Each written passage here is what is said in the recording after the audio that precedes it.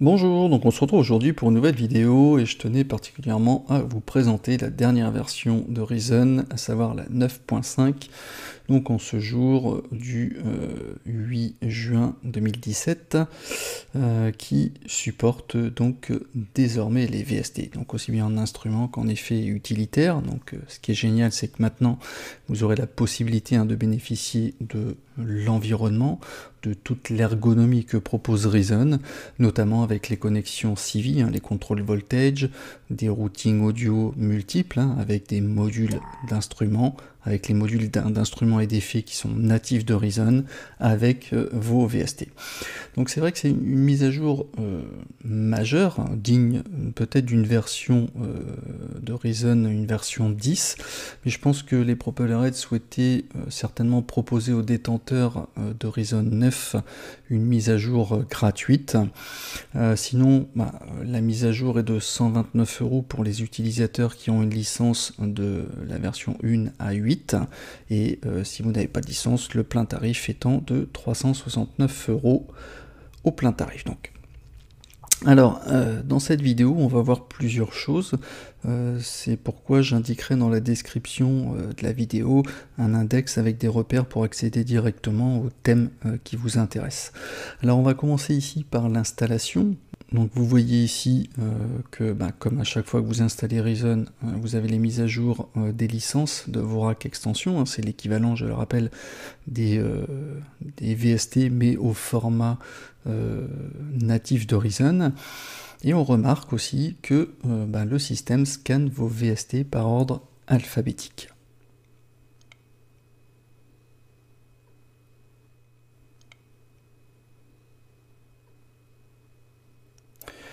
Alors, en fait, ici, moi, ce que j'aime bien, c'est remanier directement la fenêtre. Alors, je vais la réduire, et je vais dans Fenêtre, et je vais découpler la fenêtre du rack. Alors, moi, j'aime bien faire comme ceci, comme ça me permet d'avoir un visuel assez sympathique. Hop, j'aime bien faire comme ça, et descendre ici, à ce niveau-là, pour voir les pistes. Et on peut afficher ou masquer le navigateur. Voilà, alors ici ce qu'on va faire tout de suite, c'est une commande virgule pour afficher les préférences, sinon vous l'avez ici, Reason préférences, et vous allez régler tout de suite donc au niveau audio votre carte audio avec laquelle vous travaillez. Vous pouvez auto-détecter vos surfaces de contrôle et clavier MIDI. Donc moi ici, j'en ai 3. J'ai un M-Audio 61, un Nano Control et Arturia Minilab. D'ailleurs, j'ai oublié de le sortir, mon Nano Control. Je fais une petite pause et je reviens tout de suite. Voilà, donc on reprend. Là, j'ai connecté mon Nano Korg. Donc ici, je vais jouer avec le mini clavier Arturia Minilab avec mon contrôleur de surface Korg. Ici vous avez un petit onglet avancé qui est assez pratique, ce qui vous permettra entre autres d'ajouter d'autres chemins pour accéder à d'autres dossiers VST qui sont situés par exemple sur votre disque dur. Ça peut être assez intéressant. On peut accéder d'ailleurs à la liste des plugins pour les activer ou les désactiver directement depuis le menu fenêtre avec ici gestion des plugins. Et là, vous aurez le loisir de sélectionner celui que vous souhaitez pour le désactiver ou l'activer en fonction de son statut. Alors maintenant, on va voir donc le module VST à proprement parler. Donc ici, au niveau des instruments, vous voyez qu'on a tous nos instruments avec d'autres ici qui sont classés par ordre alphabétique au niveau des fournisseurs, des créateurs. Ici, donc là, j'ai toute une série avec Arturia. Là, ça, c'est les natifs. Ici, là, j'ai Circle, les isotopes. Alors, en instrument, et on l'a également aussi en effet. Pour pour les effets, c'est pareil. On a nos VST en effet et en instrument. Alors je vais prendre, pour commencer, on va prendre le Silence. Alors pour le créer, soit vous double-cliquez dessus pour qu'il se mette directement dans le rack, ou soit vous pouvez le prendre et le glisser soit dans le séquenceur, soit dans votre rack. Ok, donc là je vais rabaisser ça. Pour faire un petit peu de place, on va abaisser le master aussi. Voilà, ça va être un peu plus visible. Alors, comment ça se passe? On se retrouve en fait avec un gros module qui apparaît comme un combinateur, donc avec un pitch, une modulation, un bouton ici on-off, avec un bouton d'accès ici à l'ensemble des presets. Ça c'est très pratique, un accès très rapide. Et ici, on développe dans le CV Programmer les 8 connexions CV, les contrôles voltage, pour moduler par exemple des paramètres, les paramètres de votre choix. Ici, on a une image en fait du VST. Si vous en avez déjà sauvegardé une, je vous montre un exemple après tout à l'heure sur un autre VST. Et sur le rack arrière, les entrées et sorties audio multiples.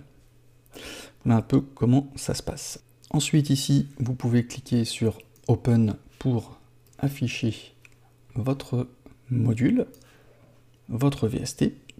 Et donc là, dans la fenêtre des VST, vous voyez qu'on a 4 fonctionnalités. On a ouvert, automatisé, remote et imprime écran. Alors quand vous sélectionnez ouvert, c'est tout simple, ça va permettre à la fenêtre du plugin de rester ouverte, même si vous cliquez sur un autre module. En l'occurrence ici, je suis cliqué sur ouvert, je vais cliquer sur un autre module, mon VST va rester ouvert. Si il n'est pas activé, dès que je vais sélectionner un autre module, il va disparaître. Donc je reclique sur Open, je clique sur Ouvert, et là je peux aller me balader n'importe où dans mon rack et garder cette fenêtre toujours ouverte, ça peut être assez pratique. Après, vous avez Automatisé. Alors Automatisé, lui, cette fonction va permettre de sélectionner un paramètre de votre plugin afin de l'afficher ici, d'afficher la ligne d'automation dans le séquenceur. Après, vous avez le Remote. Alors le Remote, lui, il va permettre d'assigner un paramètre du plugin à votre contrôleur de surface MIDI ou votre clavier MIDI. Et Imprime écran, lui, il va vous permettre de capturer l'image du plugin qui est ouvert afin qu'il apparaisse dans ici le module et qu'il apparaisse également ici dans le navigateur. Je vais vous montrer comment faire après avec un autre exemple. Ok? Alors, c'est bien beau tout ça, mais comment ça fonctionne? Est-ce que au niveau des effets, est-ce que ça fonctionne pareil qu'avec les autres modules? Donc je vous propose là on va en live, j'ai pas du tout préparé la chose, j'ai juste fait une capture d'écran pour voir comment ça fonctionnait. Donc là on va tester, j'espère que tout va fonctionner correctement, mais on va tester les choses une par une pour voir si on n'est pas trop perdu avec l'utilisation de ces VST. Alors, on va prendre l'exemple ici avec un module player pour voir comment ça fonctionne. Alors je vais voir un player, on va prendre un dual arpeggio que je vais glisser sur mon VST et on va voir si ça fonctionne.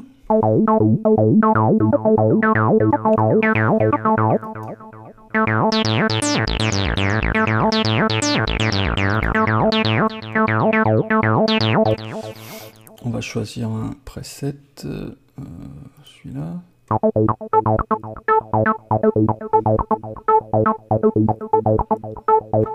Bon, ça a l'air de fonctionner, c'est plutôt pas mal. Alors, justement, on va aller créer une note. Je vais prendre CTRL, clic, et on va aller faire une boucle. On va zoomer direct. On va agrandir ça un petit peu. Toc.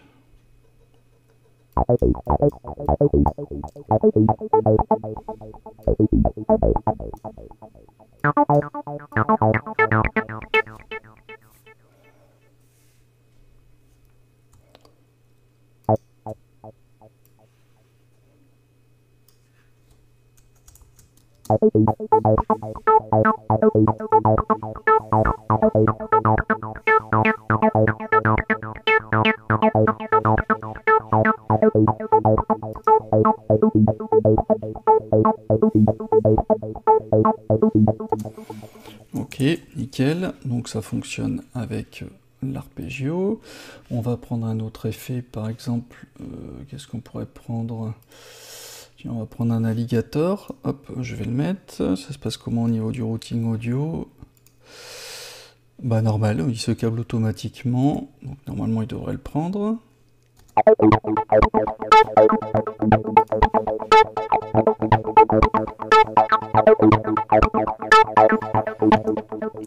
Bon, nickel. Bah là je vais créer en fait une ligne d'automation. Donc je vais rouvrir mon petit plugin. Et là on va cliquer sur automatiser et je vais choisir un paramètre que je souhaite sur lequel je souhaite faire une automation. Par exemple, je vais prendre le cutoff du filtre A. Clic, et vous voyez, donc j'ai cliqué sur automatiser, j'ai cliqué sur mon paramètre et il m'a automatiquement créé une ligne pour faire mon automation. Alors, pareil, je vais créer un petit clip comme ceci.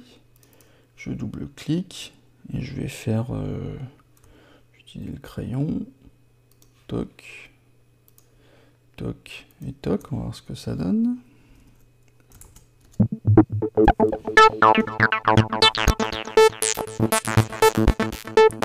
Et voyez, mon bouton bouge tout seul.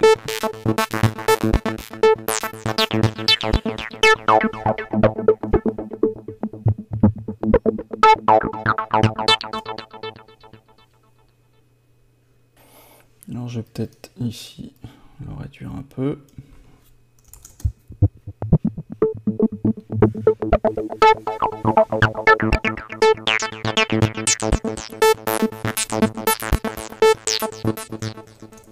Ok. Qu'est-ce que j'aurais envie de faire? Bah tiens, je veux éventuellement, par exemple, moduler un paramètre avec un module de Reason, par exemple avec un LFO.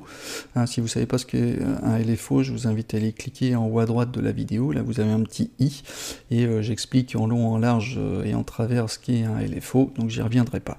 Par exemple, là, j'ai envie de moduler un paramètre, non pas ici avec une ligne d'automation, mais avec un module de Reason, à savoir un LFO. Alors, ce que je vais faire, c'est que je vais aller prendre le pulsar.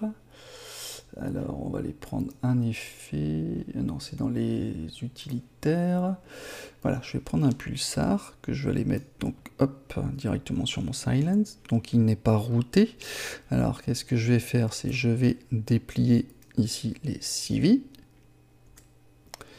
Et je vais faire sortir le CV du LFO vers le CV in du VST. Ok, donc directement ici. Maintenant, il faut choisir donc le paramètre que je souhaite moduler. Donc je vais cliquer sur Learn pour apprendre et je vais choisir un paramètre. Qu'est-ce que je pourrais bien prendre?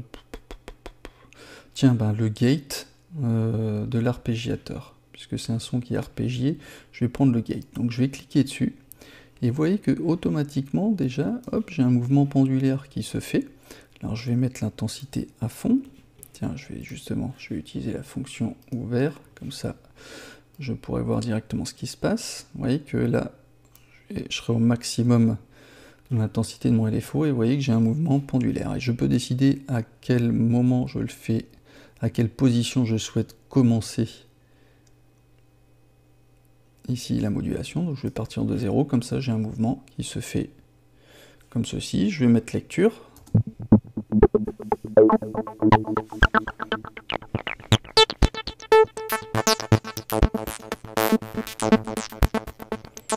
Voilà, donc tout simple à faire. Je pourrais prendre l'exemple avec un autre LFO, avec une autre source de LFO. Je pourrais prendre ça avec...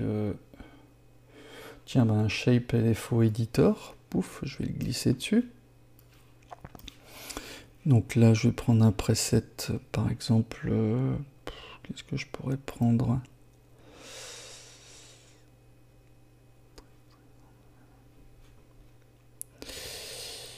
Voilà, avec une forme un peu bizarre. Voilà, au lieu d'avoir une forme classique, je peux prendre une forme un peu biscornue.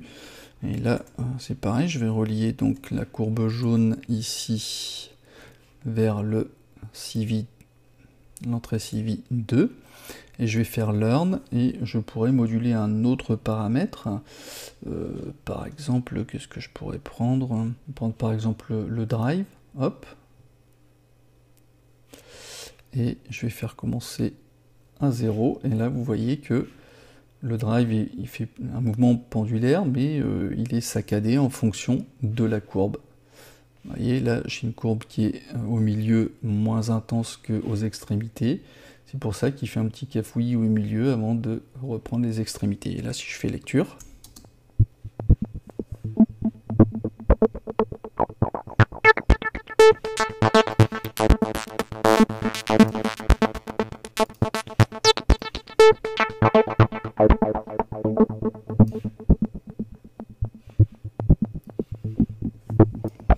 etc., etc.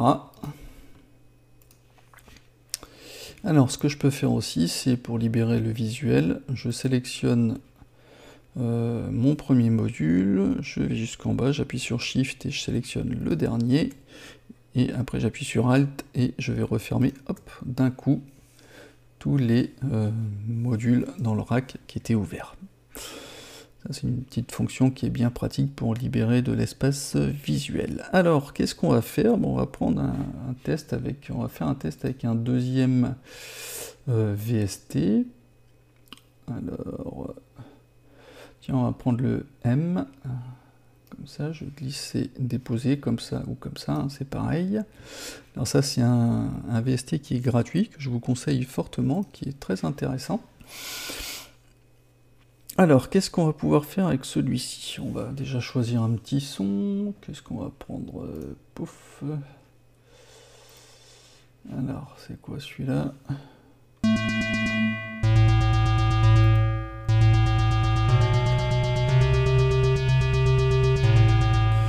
Alors, on va enregistrer quelques notes. Tchuc.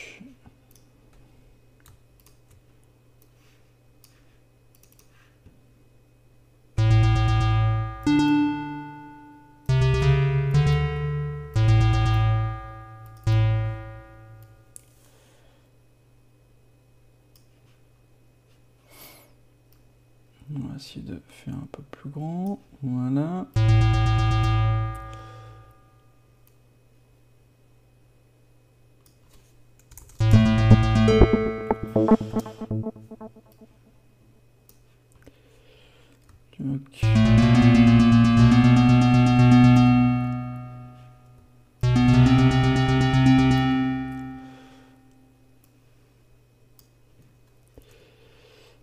Quoi ça?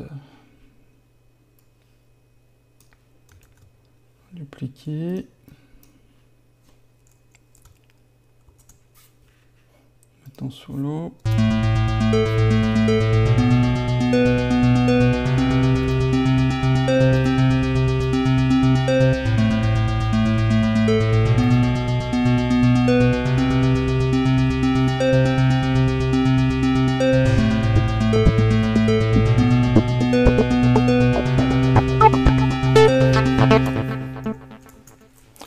Ok, alors on va ouvrir notre M, et qu'est-ce que je vais bien pouvoir faire avec? Je vais justement cliquer sur le Remote, ici, et je vais enregistrer en fait une automation avec un... Alors je vais cliquer sur le paramètre par exemple sur Mode, ici, et je vais assigner ça à un bouton. Voilà, je bouge mon nano contrôle, donc il est affecté directement à mon contrôleur. Donc vous voyez que quand je bouge mon contrôleur, ça fait bouger ici le paramètre. Et je vais enregistrer directement une automation, donc la transition d'une forme d'onde à une autre au niveau de l'oscillateur. On fait un précompte. Et on enregistre.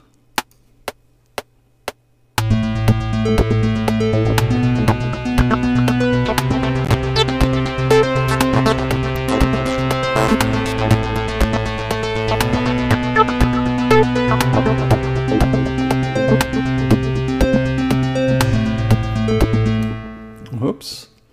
Donc voilà, on va voir ce que ça donne. Alors, je vais enlever le clic. On revient en début. Et vous voyez que non, l'automation est bien enregistrée.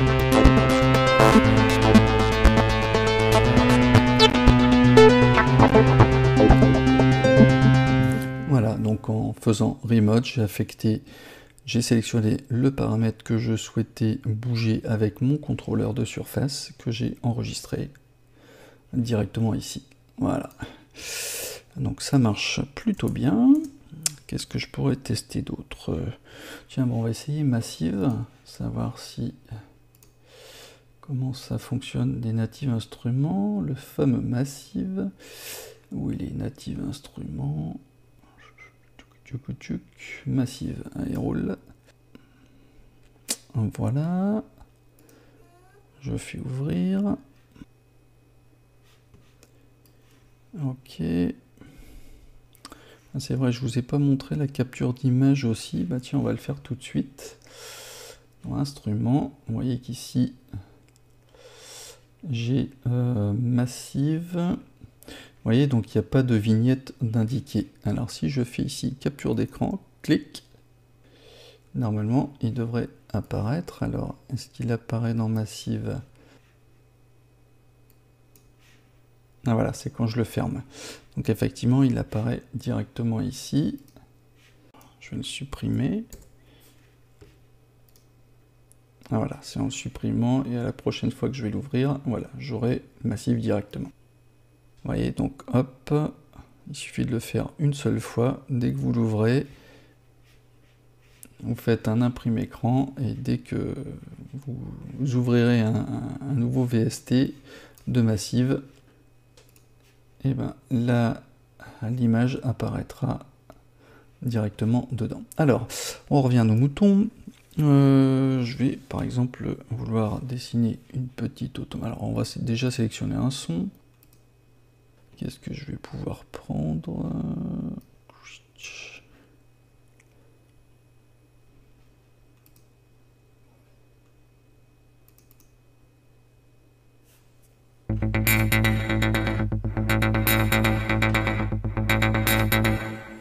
C'est pas mal celui-là. Et je vais vouloir faire éventuellement une automation avec ce son-là. Alors, ben tiens, on va reprendre la même note ici sur cette ligne en solo.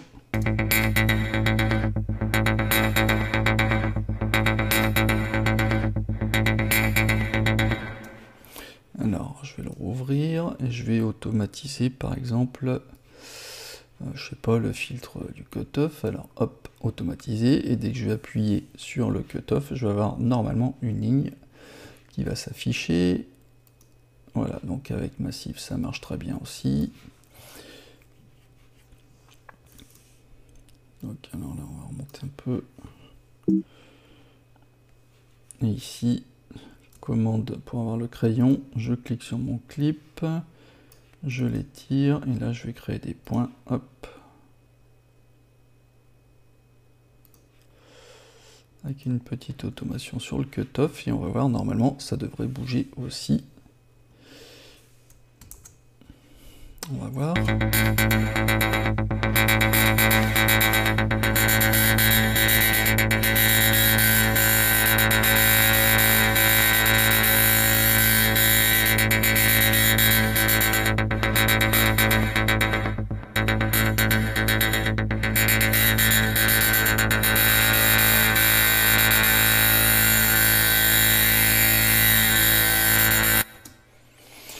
Ok, donc ça marche.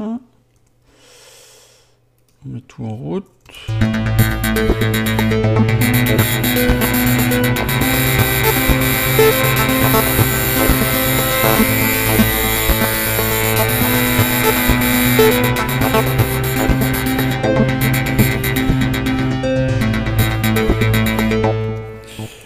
J'aurais bien mis une petite rythmique là-dedans, un petit kick. Tiens, qu'est-ce qu'on pourrait prendre?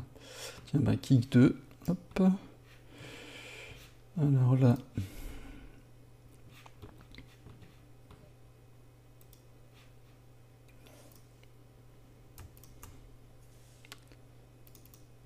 truc.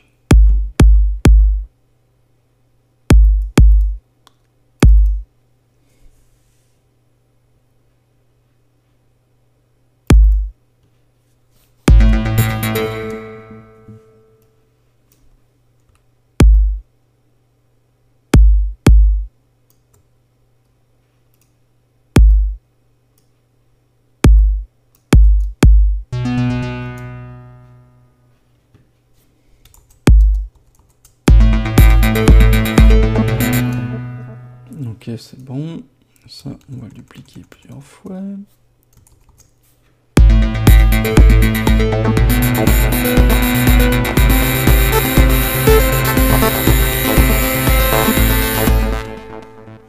Ok, donc c'est bon. On va réduire tout ça. Alt, clic, et voilà. Alors maintenant, qu'est-ce que je vais bien pouvoir faire d'autre? Par exemple, tiens, ajouter un effet VST dans les sends, ici indirectement. Là, vous voyez, on a 2 reverbs, un écho, un delay. Donc 2 reverbs, un écho, un delay. Et je voudrais par exemple rajouter un, je sais pas, un Fab Filter par exemple. Tiens, un ProQ, je vais le rajouter à la suite ici. Pouf, plus. Ok. Et je vais faire Open. Je vais choisir un preset, par exemple Phone, avec ici comme ça. Celui-là, par exemple, cette bande-là. Alors, ce que je souhaite faire, c'est, tiens, pourquoi pas utiliser avec les CV. Je vais vouloir faire un effet de balayage, en fait, comme ça. En insert, alors sur quelle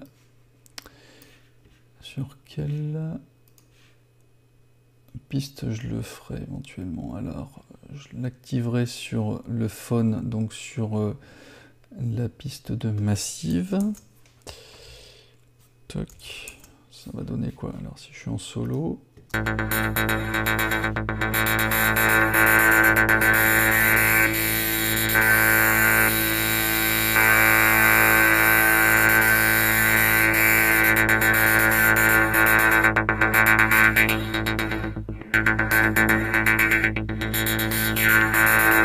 Voilà, j'aurais envie de faire ce mouvement-là,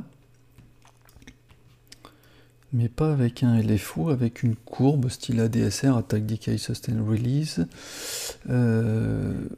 Ou tiens, pourquoi pas rien qu'avec un matrix, tiens. Hop, on va essayer. Alors, je ne sais pas du tout si ça va marcher, mais je vais prendre le matrix que je vais mettre sur le Fab Filter.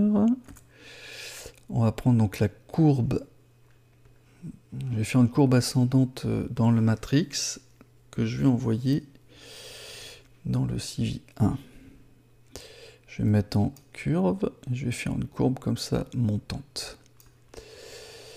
Et je vais ici faire un learn, donc je vais choisir mon point et le paramètre de référence, alors soit la fréquence, soit le gain, soit le Q, je vais prendre la fréquence. Si bien que, vous voyez, quand je le bouge comme ça, vous voyez que ça fait bouger, tiens, je vais le garder ouvert. C'est bien pratique cette fonctionnalité, et voilà, et je fais un effet de balayage comme ceci, sauf que je voudrais qu'il se fasse quand je fais lecture avec mon matrix.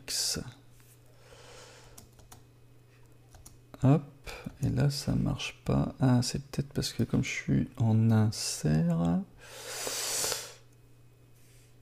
c'est peut-être parce que je suis en solo. Si je le mets en solo, si j'enlève le solo, est-ce que ça va marcher?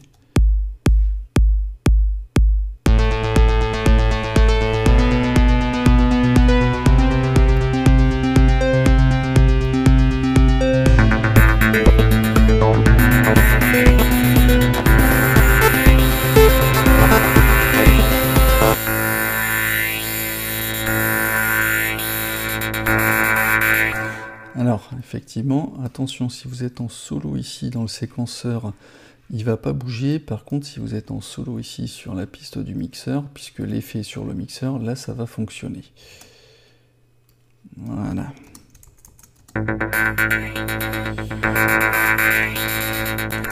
Donc vous voyez que j'ai mon effet de balayage qui suit en fait la courbe de mon matrix. Bon, c'est un peu farfelu, mais ça marche plutôt pas mal.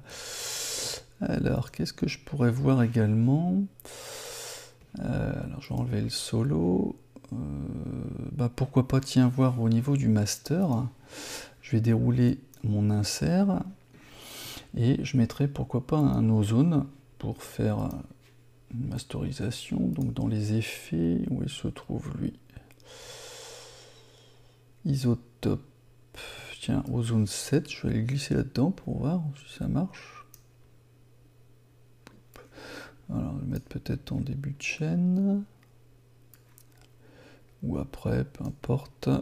Et là, si je clique sur Open,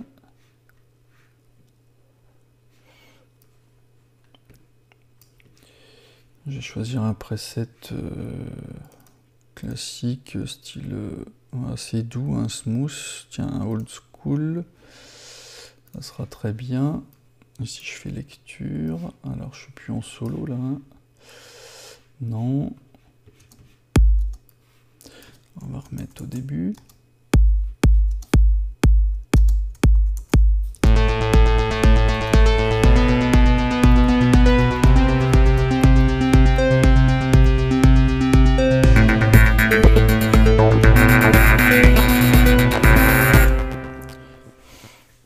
Alors, on va voir si au niveau consommation ça mange, parce que là j'ai quand même pas mal de choses et je voudrais voir si au niveau des ressources DSP, est-ce que c'est costaud? Ouais, ça va, il tient la route quand même. Alors bien évidemment, quand vous mettez, ça c'est toujours la blague, n'oubliez pas de désactiver le bypass, parce que s'il est activé, votre effet ne fonctionnera pas. Et là normalement je devrais avoir un signal entrant.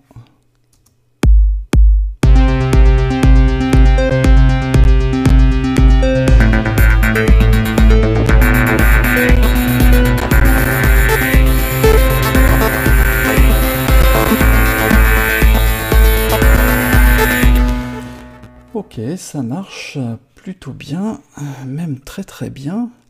Bon, alors effectivement là j'ai chargé beaucoup, hein, et même malgré tout, le DSP il supporte, hein, il supporte quand même pas mal.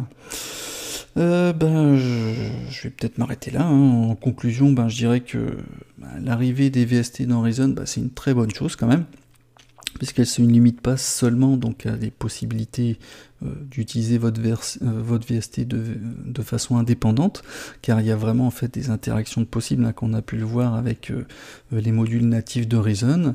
Donc on peut continuer à faire des routages CV, hein, de contrôle voltage assez complexes, même avec donc les VST, avec les VST en plus, donc c'est super intéressant. On peut aussi jouer avec des entrées et sorties audio multiples des VST, hein. C'est vrai que ici je voulais pas montrer, mais quand on le retourne, vous voyez, on a plusieurs choses possibles.